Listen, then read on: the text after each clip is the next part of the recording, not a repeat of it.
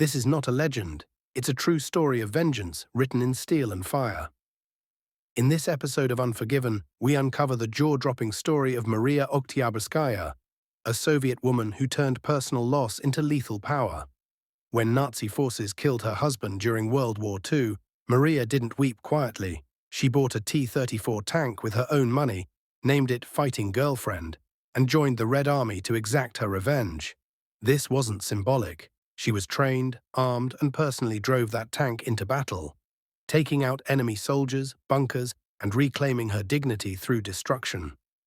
In a time when women were barely allowed near the front lines, Mariya became a one-woman storm, fueled not just by patriotism, but by raw, righteous fury.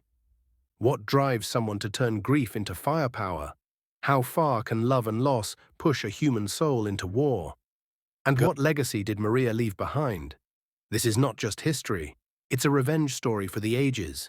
Welcome to Unforgiven, where pain is personal and payback is real.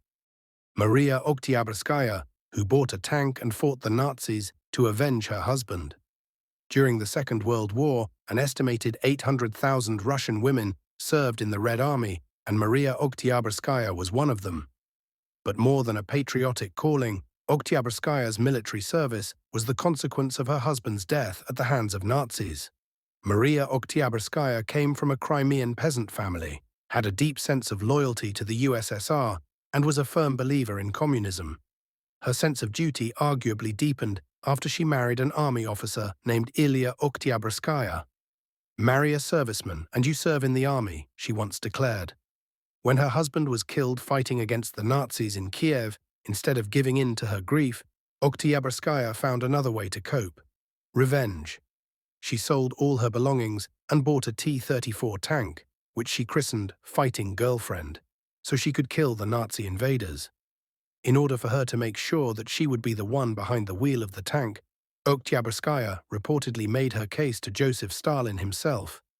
In a letter to the Russian leader, Oktyabrskaya wrote, "My husband was killed in action defending the motherland. I want revenge on the fascist dogs for his death and for the death of Soviet people tortured by the fascist barbarians." Stalin, no doubt aware of the propaganda value of such a request, approved her plan, and Oktyabrskaya underwent 5 months of training. Despite the support from Russia's leader, Mariya Oktyabrskaya was still vastly outnumbered by her male compatriots who likely put little faith in her abilities. It didn't take long for her to prove herself, however.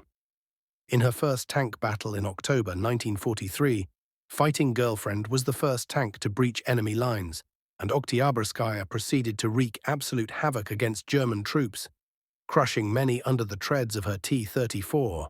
A month later, she fearlessly jumped out of her tank to make needed repairs under heavy fire from the enemy, hopped back in, and got back into the fight.